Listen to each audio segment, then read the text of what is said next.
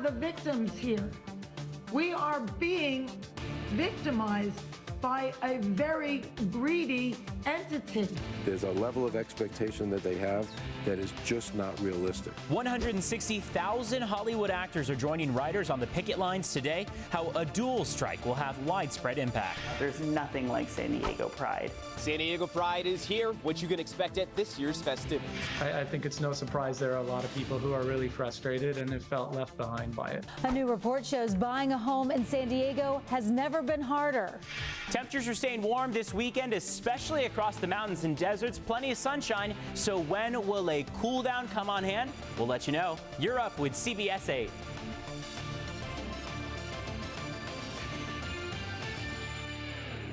It came with great sadness that we came to this crossroads, but we had no choice. We are the victims here. This morning, 160,000 Hollywood actors are now joining writers on the picket line. Thanks for joining us here at 6 a.m. I'm Evan Irani. And I'm Anna Laurel. Eric and Netta are off today. Hollywood is at a standstill this morning after the National Board of SAG-AFTRA voted to strike for the first time in 40 years. The last time both unions were on strike together was in 1960. Ronald Reagan was leading SAG at the time, okay? After 4 weeks of negotiations, though, a deal could not be reached between the actors union and the studios. So the main issue at hand here, pay higher residuals for streaming services and regulations for the use of AI. SAG-AFTRA says the studios gave them no choice but to strike, while AMPTP says the union turned its back on a substantial offer. Actors now face an existential threat to their livelihoods with the rise of generative AI technology. We've proposed contract changes that address these issues, but the AMPTP has been uninterested in our proposals. There's a level of expectation that they have that is just not realistic. So SAG-AFTRA tweeted several places in New York and in Los Angeles where actors are expected to strike today. The strike, of course, already impacting Hollywood. Deadline reports that the cast of Oppenheimer left their London premiere yesterday once the strike was announced. And new this morning, Milken Institute estimates the dual strike could cost at least $4 billion in global damage. Several companies in Hollywood that rent equipment to make shows and movies are already struggling to pay their bills due to the camera equipment being so expensive. Our CBS affiliate in LA reports that for shows and movies, we probably won't see an impact until 2024 because of how much time it takes to make those movies and shows. That's because of much of the entertainment industry. The release that we're seeing now was stuff that was made a couple years back. So preparations for San Diego Pride. In other news this morning, locally, San Diego Pride festivities getting underway here in San Diego this morning. More than 250,000 people expected to attend this year. According to organizers, the festival is one of the largest in the entire world. CBS 8's Chris Groh is live in Hillcrest for us. Okay, Chris, we're expecting a lot of out-of-town guests here with us already this morning. What can everyone expect this weekend? Isn't that such an awesome thing to hear? One of the largest events in the world. It's happening right here in our backyard, San Diego, the neighborhood of Hillcrest, and the parade, essentially the crown jewel here of this weekend, going to be kicking off right here, right by the historic Hillcrest Pride flag. And this is going to be something where there are going to be a ton of people, as we have been telling you all morning. So please, with this many people here, prepare before you party. You must try to have a plan before you get out here. So let's start with some of the things that are going to be happening today. Already, Normal Street and Harvey Milk Street, that intersection, those streets have closed. Then there are going to be a host of street closures tomorrow, starting at 5 a.m. in response to both the parade as well as the festival that will be happening inside of Balboa Park. So please go to CBS8.com to find out those exact streets. There is quite the list. And then, of course, we know there are going to be several no parking zones. So while you may be able to drive on certain roads, you may not be able to park. So please look for where there is available parking if you are insisting on not taking rideshare taxis, or if you live in the neighborhood, potentially going out for a walk. Now, of course, as we know, the Pride Parade is going to start right here at University Normal Street. It's about a 1.5 mile long route where it will finally end at Balboa Park. There's going to be the festivals that take place both tomorrow and on Sunday. And while this is a lot of partying and celebration and again, a lot of joy, there's also that history that still needs to be remembered surrounding these festivities. In 2023, which has been the worst year on record after multiple record-breaking years of worst years on record for the LGBTQ community, it feels more important than ever to both go back to those roots of why we do this, and also to give ourselves that opportunity to find that joy, to shore up our resources to fight the next year. And look, CBS 8 has you covered, from a link to those resources as well as parade coverage. So if you're unable to make it to enjoy being one of 300,000 people or so enjoying the parade live, then you can always also watch as we stream it for you. Eric and Anna. Chris, we're so excited. Thanks so much. Today, another hot day, and temperatures are only expected to rise this weekend with the Pride Parade and concert happening tomorrow. We're working for you to make sure you stay hydrated and safe in the heat.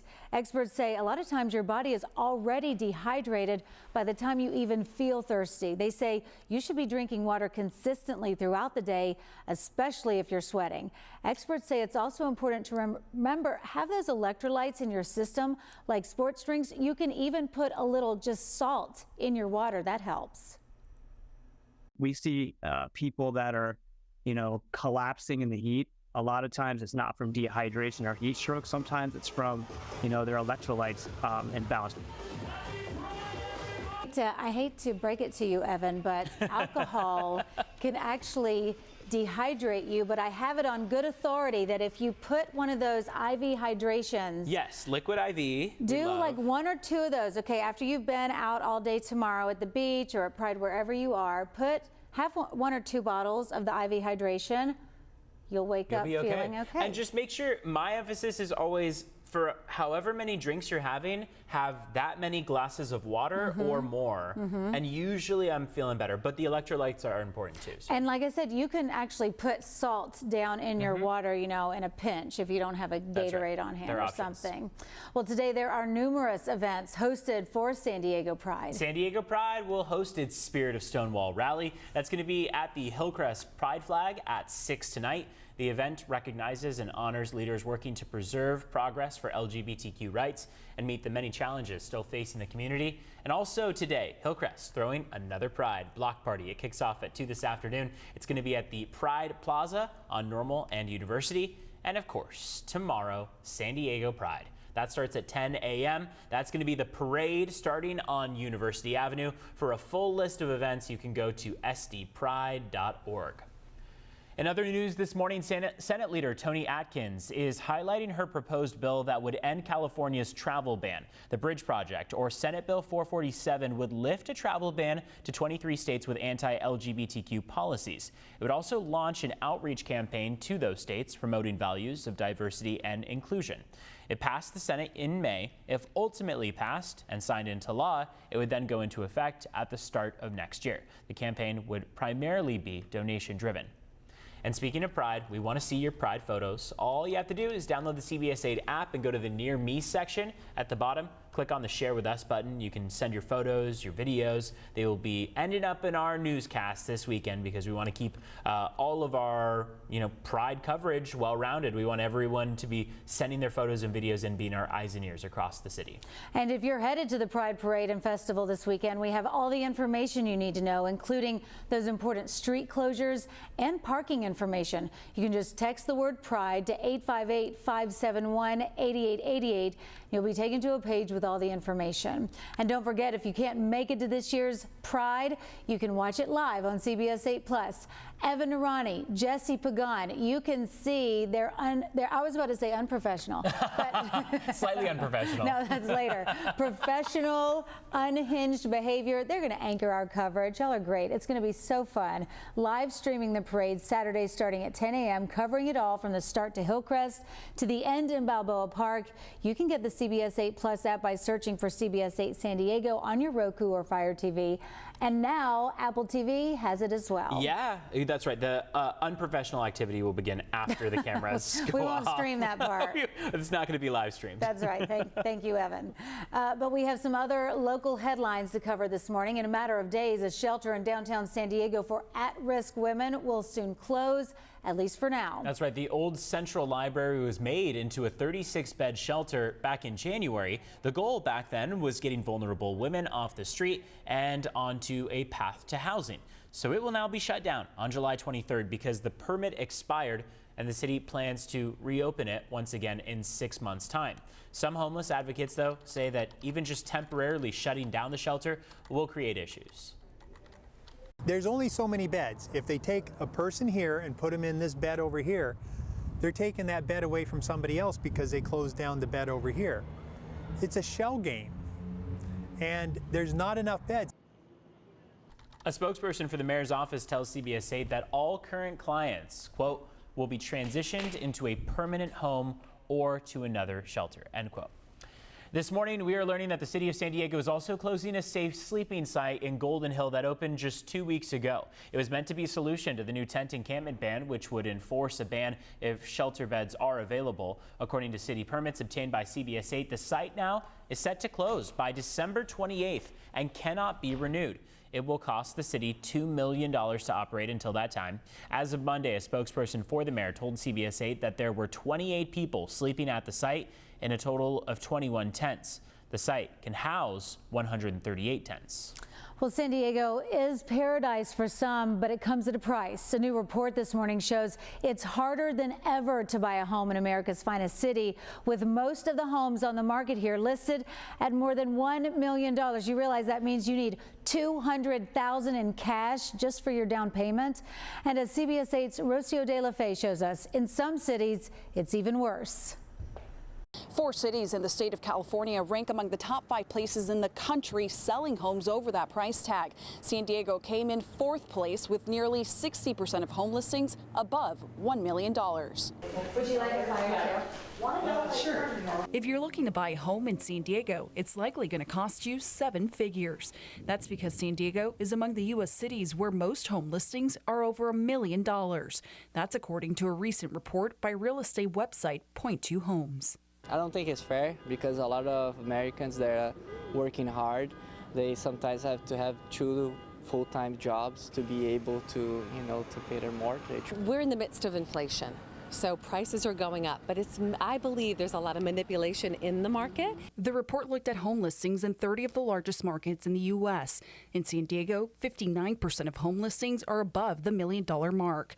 Adam Rourke, a broker associate, says another reason is the housing supply has not caught up with demand. I think San Diego right now is the only major metropolitan area in California that had a net population gain last year because more people are moving here than are leaving, which really can't be said for LA and San Francisco. Rourke believes it should be more streamlined and easier for people to build so there's more options for buyers. I think it's no surprise there are a lot of people who are really frustrated and have felt left behind by it. He adds that there are a lot of people that are coming from places where housing was even more expensive, which only adds to the problem. They're just people with resources that can keep those prices moving up. And it's no easier to rent. Another report by Zillow states that San Diego is among the country's 10 most expensive rental markets, beating San Francisco for the first time and ranking 3rd most expensive in the nation. The rent situation is high. I have been living here for 12 years and pretty much doubled since I got here. It's tough to see rents continuing to climb, and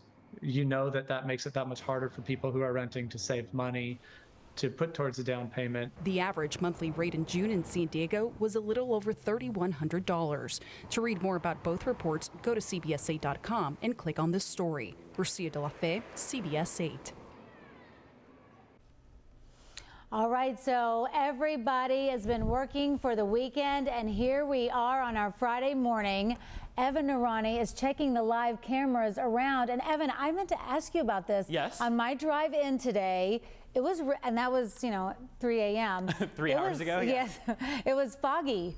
It looks foggy, and so that's what that camera is showing me right there, right? That's what this camera is showing, and sadly, that's what we probably will for Pride tomorrow. I've gotten so many Twitter messages and emails of like, is it going to be foggy for Pride? We are not expecting that at the start of the parade at 10 a.m. we will still be seeing the fog. It's 6 a.m. right now, so we've still got another several hours for those clouds to break apart and burn off. We expect that to take place between now and about 8 a.m., maybe 9 a.m. So by 10 a.m. tomorrow, and especially in Hillcrest, a little bit farther inland, we should be under sunshine. That's the goal. There may be a few passing clouds that are breaking apart. It's right now, yes, a cloudy start to the morning along the immediate coastline. So fog is absolutely possible for the next several mornings to come. It's also, though, going to help to keep the coast a little bit more mild, right? Because those clouds help to keep us from warming up so quickly. So this afternoon, mid-70s along the coast, 93 inland, 95 for the mountains, and 116 out there for the deserts. Mountains and deserts in particular are warming up quite a bit compared to even just yesterday, possibly heading toward record territory. Take a look at your temperatures walking out the door right now. 60s out there, 62 for Oceanside, 64 for Del Mar, 60 in Poway, 59 in Ramona, a little bit more mild compared to yesterday. These temperatures are cooler across the board. You're going to want to head to the coast to get the most relief. 75 for Saturday, 77 for Sunday, warming up just a bit into Sunday with morning clouds, yes, that will break apart each mid-morning and hopefully before 10 a.m. Live look outside. This is Mount Soledad. What a gorgeous, gorgeous start to the morning. But you do see that cloud layer down at the bottom of your screen. Sunrise was at 5:51, so we're just about 20 minutes, almost 30 minutes out from that sunrise. And we don't have our sunset until 7:58, which means we've got a long day ahead of us of heat and sunshine out there. Let's take a look at traffic. Here's a look at your border wait times as you head out the door. I want to check in with the CBP website. The general line at the San Ysidro Port of Entry, 115 minutes it'll take you. Otay Mesa Port of Entry is going to be 75 minutes. So in either case, you're going to be spending over an hour waiting. At the San Ysidro Port of Entry, closer to 2 hours. Otay Mesa, about an hour and 15. Anna? All right, Evan, thank you. And coming up still this morning, why people are gripping their Diet Cokes a little tighter today, what the World Health Organization is saying about a key ingredient in our favorite diet sodas, plus how the National Suicide Lifeline is trying to reach Spanish speakers. And we'll show you how California is preparing to supply a straining energy grid.